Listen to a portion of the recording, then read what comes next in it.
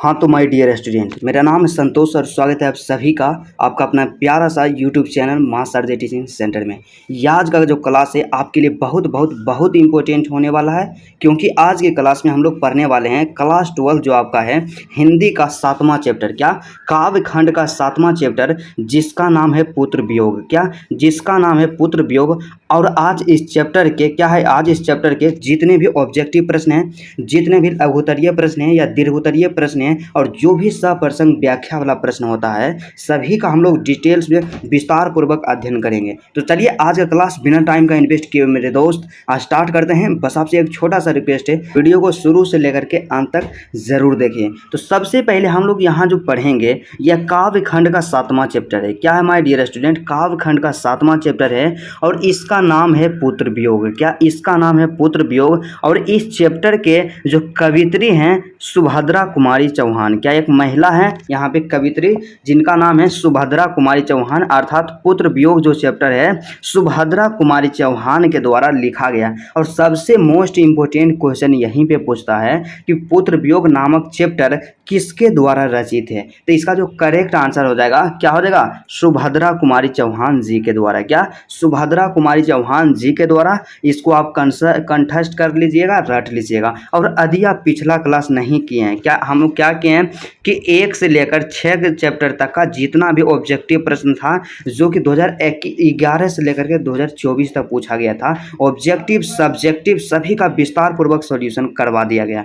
तो सबसे पहले हम लोग इस चैप्टर के आज देखेंगे वस्तुनिष्ठ प्रश्न। क्या वस्तुनिष्ठ प्रश्न, जिसे कि ऑब्जेक्टिव प्रश्न कहा जाता है। क्या ऑब्जेक्टिव प्रश्न कहा जाता है और काफ़ी मोस्ट इंपोर्टेंट प्रश्न है। और इस चैप्टर से प्रत्येक साल जरूर क्वेश्चन पूछा जाता है एग्जाम में। अब कोई भी ऐसा साल नहीं होगा जिसमें कि इस चैप्टर से क्वेश्चन नहीं पूछा गया, इसलिए आप क्या कीजिएगा, इस चैप्टर को कभी नज़रअंदाज नहीं कीजिए, इसको थोड़ा सा सीरियस में पढ़ना है।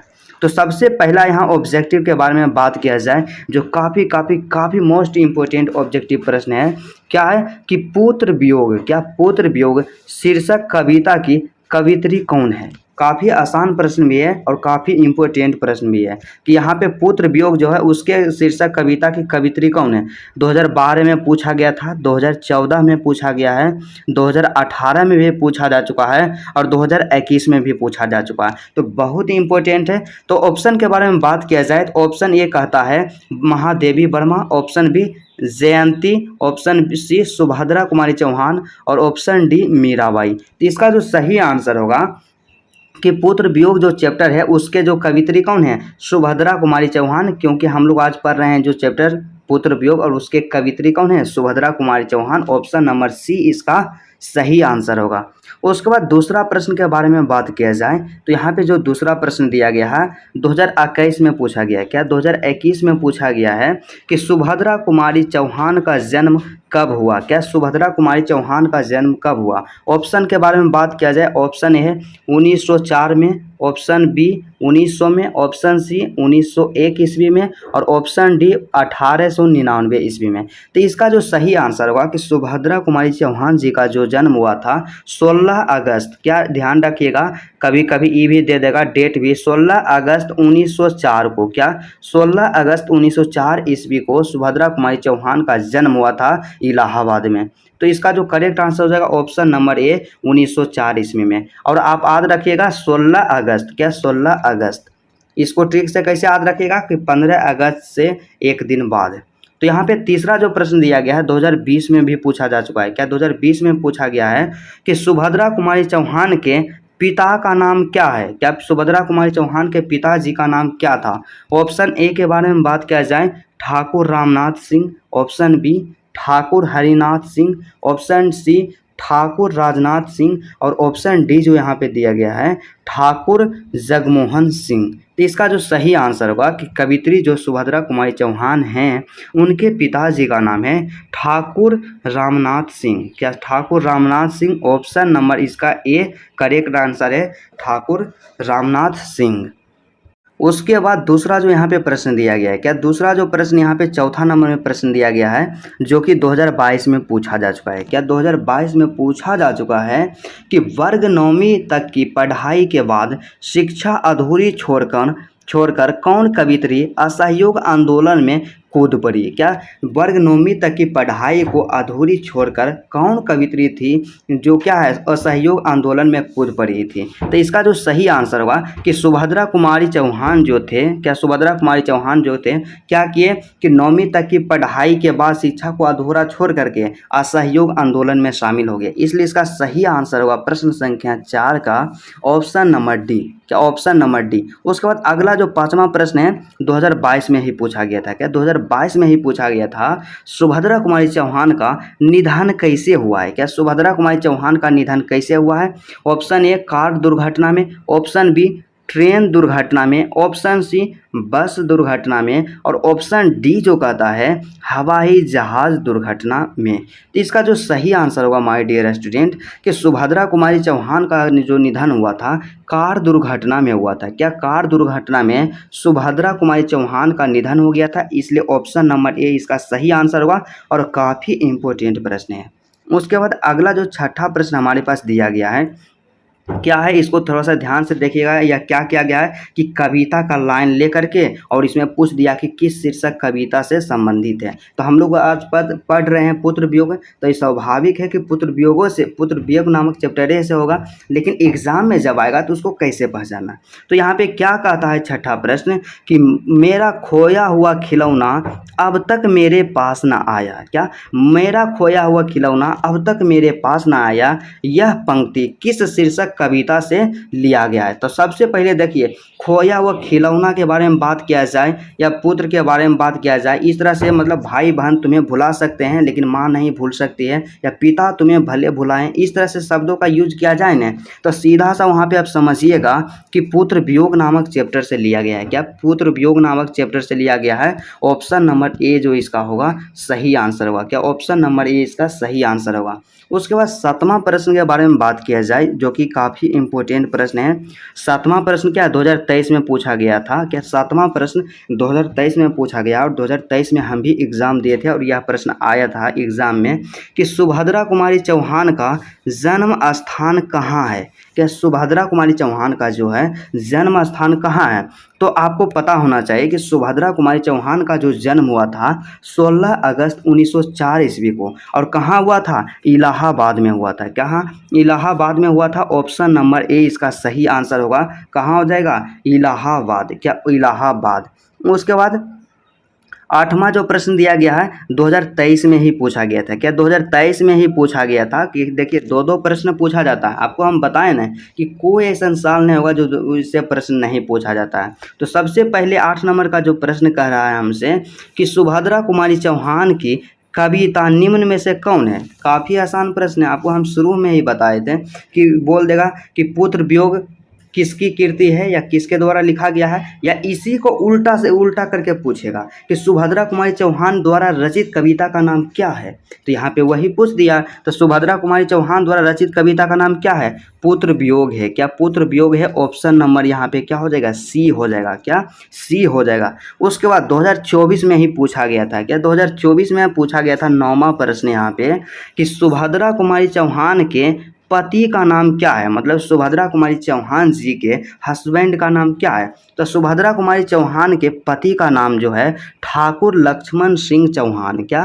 ठाकुर लक्ष्मण सिंह चौहान। ऑप्शन नंबर इसका ए सही आंसर होगा। क्या? ऑप्शन नंबर ए इसका सही आंसर होगा। और क्या है कि हमेशा आप लोग कन्फ्यूज इसमें होइएगा कि सुभद्रा कुमारी चौहान के पिताजी का नाम क्या है और सुभद्रा कुमारी चौहान के पति का नाम क्या है। तो पिता का नाम आवे तो ठाकुर रामनाथ सिंह चौहान, पति का नाम आवे तो ठाकुर लक्ष्मण सिंह चौहान हुआ। ठीक है, तो चलिए इस चैप्टर के जितने भी ऑब्जेक्टिव प्रश्न था जो कि 2011 से लेकर के 24 तक पूछा गया था, सभी का हम लोग डिटेल्स में और विस्तार पूर्वक अध्ययन किए हैं। अब हम लोग देखेंगे, क्या देखेंगे? सब्जेक्टिव प्रश्न। और सब्जेक्टिव प्रश्न में सबसे पहला यहाँ पे आता है लघु उत्तरीय प्रश्न। क्या?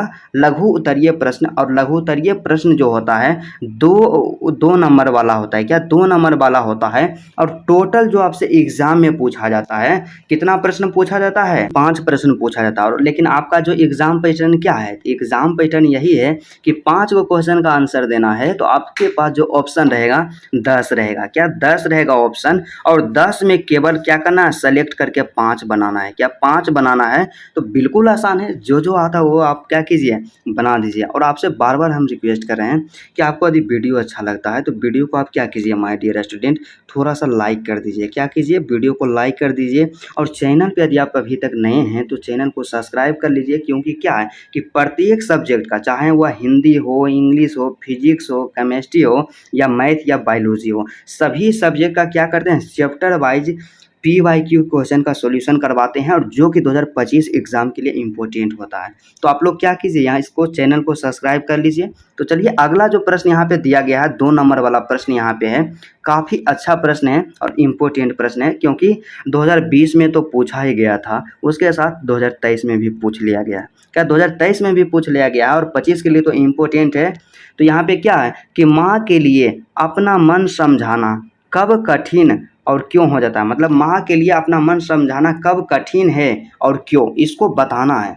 तो सबसे पहले क्या है, तो यहाँ पे हम लोग क्या आपको बताएं कि जैसे आपको सब्जेक्टिव प्रश्न लिखना है तो आपको 2 पेन का यूज़ करना है। हम बार बार आपको इंडिकेट करेंगे, 2 पेन का यूज़ करना है, पहला ब्लू का और ब्लैक का, ठीक है। उसके बाद ब्लैक पेन से यहाँ पे उत्तर लिखिएगा, ब्लू से यहाँ से लिखना आंसर स्टार्ट कीजिएगा। तो क्या इसमें लिखेंगे कि माँ के लिए अपना मन समझाना तब कठिन हो जाता है जब उसका प्यारा बेटा, क्या जब उसका प्यारा बेटा उसके पास नहीं होता है। क्या जब उसका प्यारा बेटा उसके पास नहीं होता है तो ऐसे परिस्थिति में एक माँ को अपना मन समझा पाना बहुत ही कठिन हो जाता है। उसके बाद फिर क्या है कि आने की किसी कारणवश वह अपने बेटे से लंबे समय तक ना मिल पाई हो तो उस परिस्थिति में माँ के लिए अपना मन समझाना, क्या माँ के लिए अपना मन समझा पाना बहुत ही कठिन हो जाता है। क्या बहुत ही कठिन हो जाता है। उसके बाद इसमें थोड़ा सा और क्या करना, पैराग्राफ को चेंज करके लिखना है कि ऐसा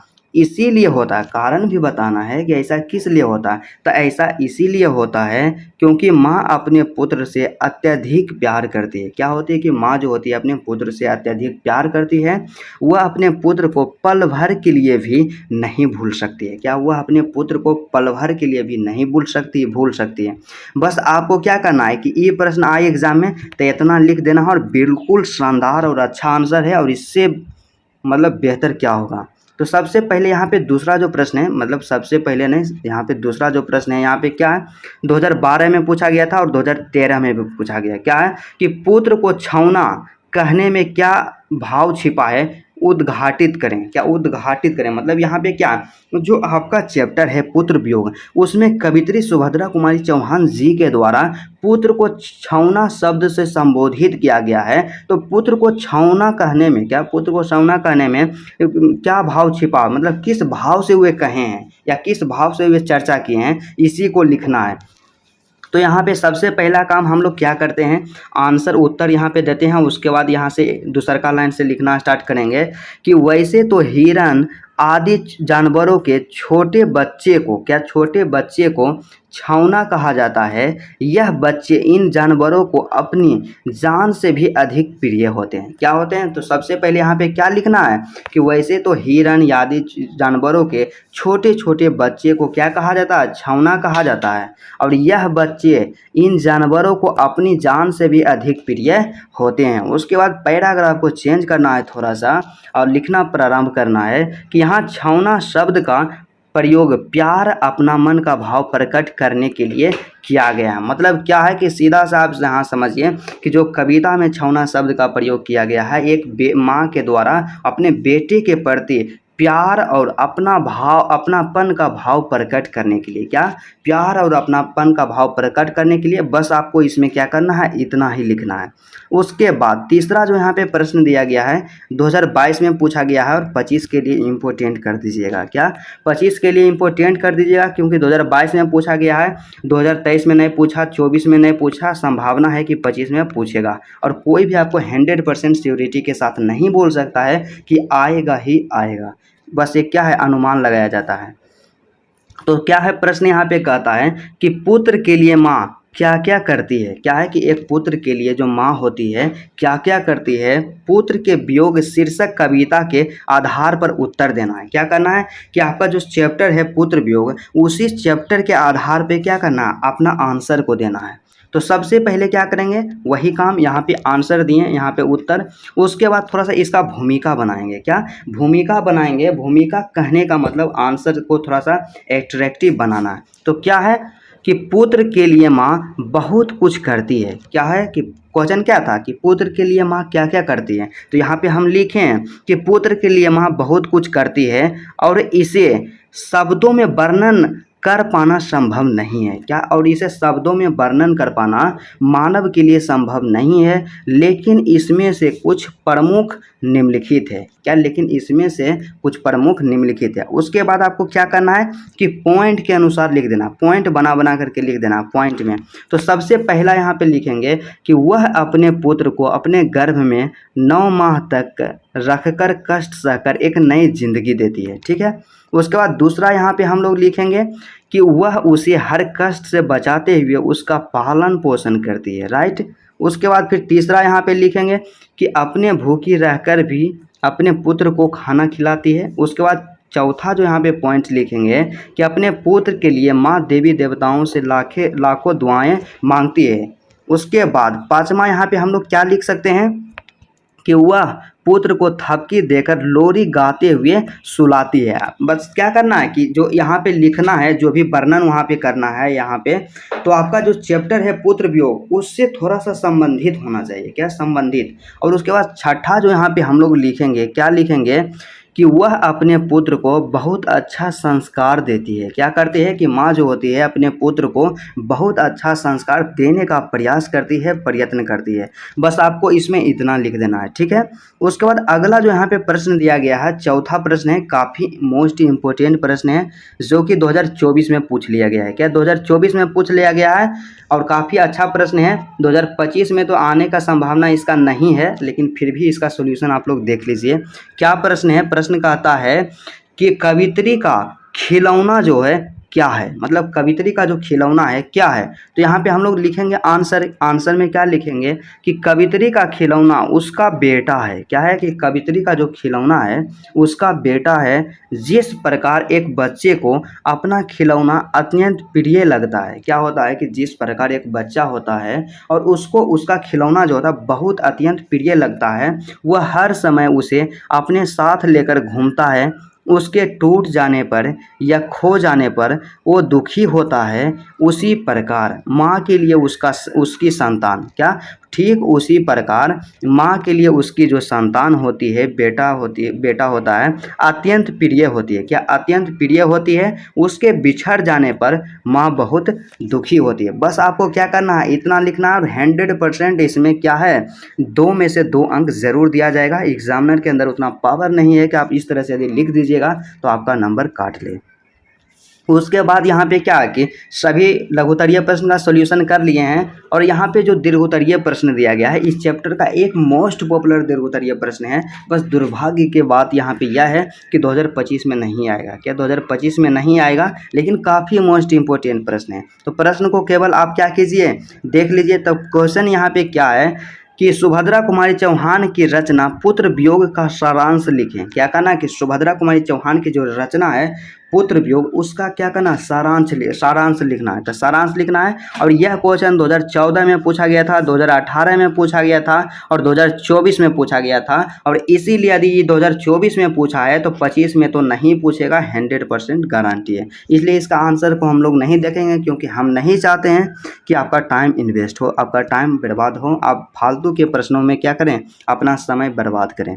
यहाँ पे अब जो सबसे मोस्ट इम्पोर्टेंट दिया गया है, जो कि काफ़ी अच्छा है और 2025 के लिए क्या है, इसमें से ज़रूर एक आएगा। क्या है कि सप्रसंग व्याख्यात्मक प्रश्न। क्या, सप्रसंग व्याख्यात्मक प्रश्न मतलब सीधा साधे समझा जाए कि जो व्याख्या करे वाला प्रश्न आता है, एगो काव्य खंड से रहता है, एगो गद्य खंड से रहता है और प्रत्येक 4-4 अंक का होता है। मतलब 4 गुने आप 2 कीजिएगा तो टोटल 8 अंक का पूछा जाता है। तो सबसे पहला प्रश्न जो है 2021 में पूछा जा चुका है। क्या, 2021 में पूछा जा चुका है कि फिर भी रोता ही रहता है नहीं मानता है मन मेरा, बड़ा जटिल नीरस लगता है, सूना सूना जीवन मेरा। तो यह जो पंक्ति है इसका क्या करना है, व्याख्या करना है। तो व्याख्या करने का एक सिंपल सा छोटा सा तरीका यही है कि आप क्या कीजिए कि वह जो पंक्ति है कहाँ से लिया गया है, उसके कवि कौन है या उसके कवित्री कौन है, और उसके बाद उसके माध्यम से जो कवि हैं या जो कवित्री हैं हमें क्या कहना चाहती है।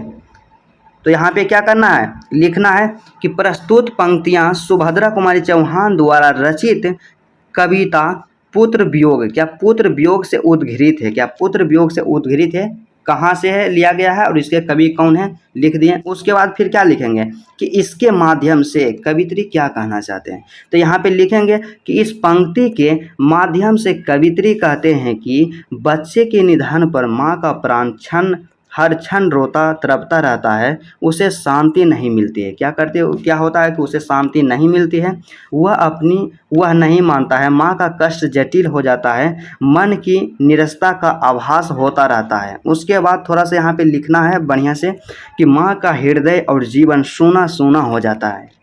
उसके बाद अगला जो यहाँ पे प्रश्न है सप्रसंग व्याख्या वाला, जो कि 2020 में पूछा गया है। क्या 2020 में पूछा गया था और 2013 में भी पूछा गया है। क्या 2020 के साथ ही साथ 2013 में भी पूछा गया है और 2025 के लिए इसको इम्पोर्टेंट कर दीजिएगा। क्या 2025 के लिए इसको इम्पोर्टेंट कर दीजिएगा, क्योंकि 4 अंक का बात है। क्या 4 अंक का बात है और 4 अंक का जरूर पूछा जाएगा। तो यहाँ पे क्या है दूसरा प्रश्न कि आज दिशाएं भी हंसती है उल्लास विश्व पर छाया, मेरा खोया हुआ खिलौना अब तक मेरे पास ना आया। क्या है कि आज दिशाएं भी हंसती है उल्लास विश्व पर छाया, मेरा खोया हुआ खिलौना अब तक मेरे पास ना आया। इसका क्या करना है, सप्रसंग व्याख्या करना है।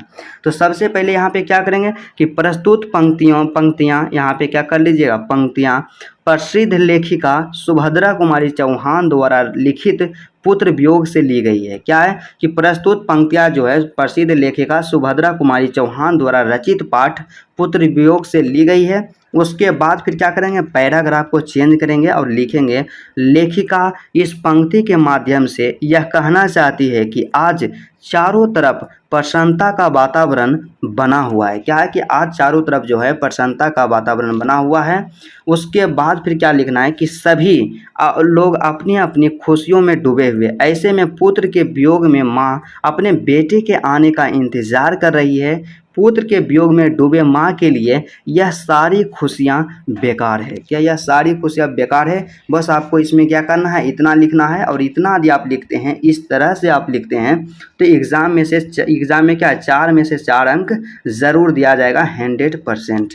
उसके बाद सबसे लास्ट और सबसे यहाँ पे मोस्ट इम्पोर्टेंट प्रश्न है जो कि 2023 में पूछा गया है। क्या 2023 में पूछा जा चुका है। क्या है 2023 में पूछा गया प्रश्न यहाँ पे सप्रसंग व्याख्या वाला कि भाई बहन भूल सकते हैं, पिता भले ही तुम्हें भुलावें, किंतु रात दिन की साथिन माँ कैसे अपना मन समझावे। यहाँ पे पंक्ति का जो लाइन दिया गया है काफ़ी मोस्ट इम्पोर्टेंट और पॉपुलर है।